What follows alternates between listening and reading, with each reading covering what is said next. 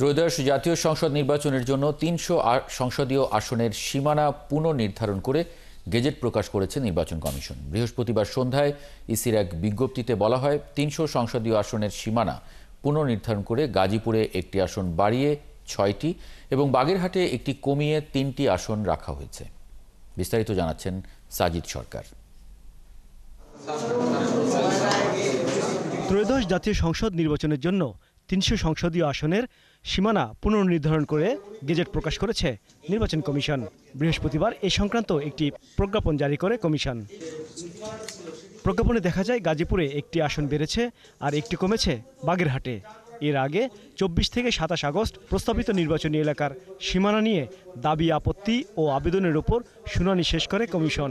ইসির বিজ্ঞপ্তিতে বলা হয়, ৩০০ সংসদীয় আসনের সীমানা পুনর্নির্ধারণ করে গাজীপুরে একটি আসন বাড়িয়ে ৬টি এবং বাগেরহাটে একটি কমিয়ে ৩টি আসন রাখা হয়েছে। নির্বাচনকে সামনে রেখে কমিশনের সীমানা নির্ধারণ সংক্রান্ত বিশেষায়িত কমিটি গঠন করে ইসি। ৩০ জুলাই ৩০০ আসনের সীমানার খসড়া প্রকাশ করা হয়। চূড়ান্তভাবে দ্বাদশ সংসদের ২৬১ আসনের সীমানা বহাল রেখে ৩৯টি আসনে ছোটখাটো পরিবর্তন করা হয়।